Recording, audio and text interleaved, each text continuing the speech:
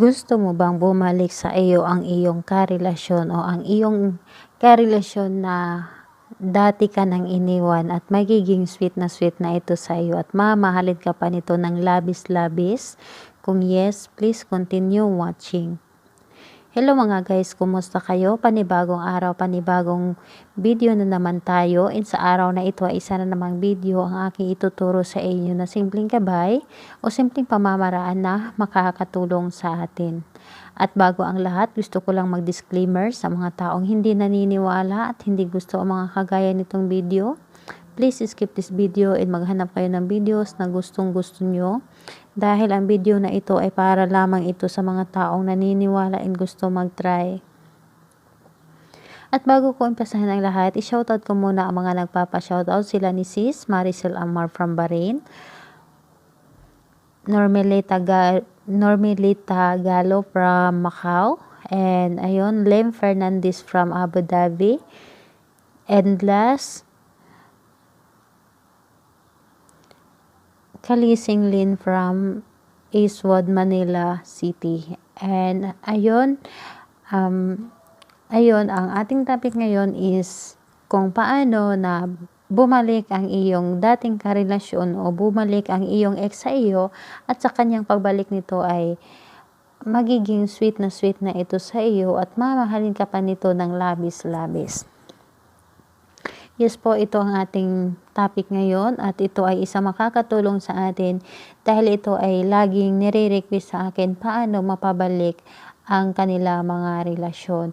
O marami naman akong mga in-upload na pampabalik ng mga magkarelasyon o pampabalik ng mga ex, ngunit ayun, kailangan talaga is may lagi tayong may mga option.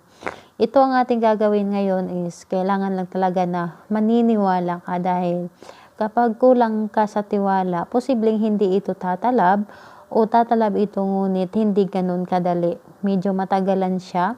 Kailangan talaga is wala kang duda kapag gagawa ka ng mga spell. And ayun, pwede ito sa mga babae ito babae, lalaki ito lalaki, pwede ninyo ito gawin. And pwede rin ito sa mga magkalapit, pwede rin ito sa mga malalayo. Kayang-kaya ninyo itong gawin.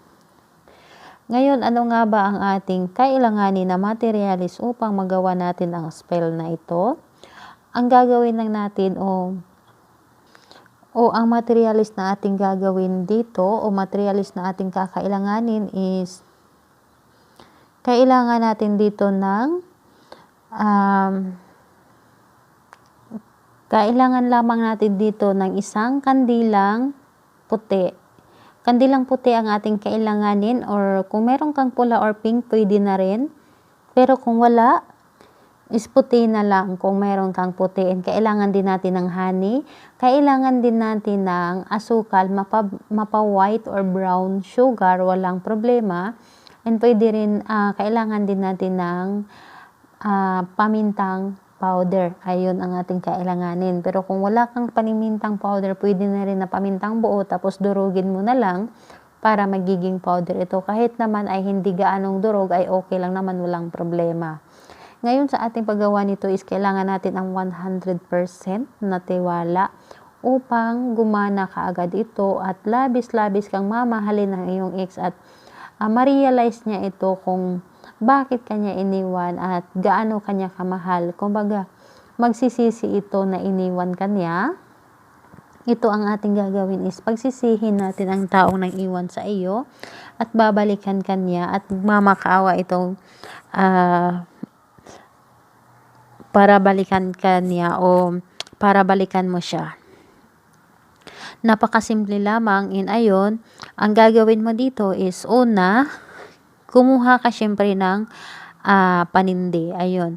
And ayun sa mga nagtatanong, sis, pwede ba na kahit anong klaseng kandila or kahit anong shape ng kandila? Yes, pwedeng pwede. Kung ano ang kandila na meron ka, hindi naman kailangan na ganitong kandila ang iyong gagamitin. And ayun, gumamit tayo ng kandila na yung hindi pa gamit. Kailangan bagong kandila ang ating gagamitin dahil may tao tayong pababalikin. Ngayon, napakasimple lamang. Ang gagawin mo is, halimbawa, ang iyong kandila ay sulatan mo ng pangalan at apelyido ng iyong target. Sulatan mo, and ayun, kapag ang iyong kandila naman ay mahaba, sulatan mo, and ayun, sa pagsulat mo, halimbawa ganito. Halimbawa ay ganito, halimbawa ay ito yung kandila. 'Di ba yung sindihan niya ay dito. Halimbawa dito ang sindihan ng kandila. Ang gagawin mo is galing dito sa baba, papataas yung pangalan at apelyido ang pagsulat mo. Kailangan mag-umpisa ka dito sa baba, pataas. Huwag yung galing dito sa taas at pababa. Kailangan na, ayun, basta galing sa baba, papataas ang iyong pagsulat ng pangalan at apelyido ng iyong karelasyon. And ayun, pero kung ganito naman is okay. Pero kung wala talagang ibang kandilasyon ang ating gagamitin, kung ano ang kandila na meron ka. And ngayon, kapag nasulatan mo na ang iyong kandila ng pangalan at apelyido ng iyong target, ang gagawin mo is, pahiran mo ito ng honey gamit ang iyong kamay. Pahiran mo ng buong katawan. Halimbawa, ganito ang iyong kandila. Kailangan buong katawan ng kandila ang pahiran mo ng honey. Kailangan talaga buong katawan. At hindi mo lang isali yung dito yung panindihan.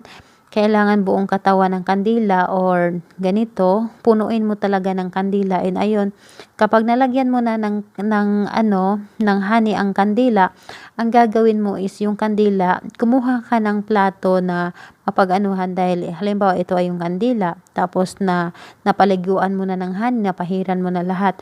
Ang gagawin mo is budburan mo ito ng ng pamintang powder. Yun.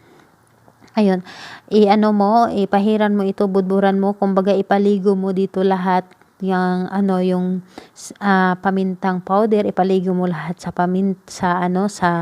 dito sa kandila. Tapos pagkatapos nun, kapag nalagyan mo na lahat ng katawan ng kandila ng honey at yung pamintang powder, ang gagawin mo is isunod mo yung asukal, ipaligo mo din dito, kumbaga ipatong mo lang sa mga pamintang powder na binuhos mo dito, at iano mo dito sa kandila. And ayun, kapag nalagyan mo na ng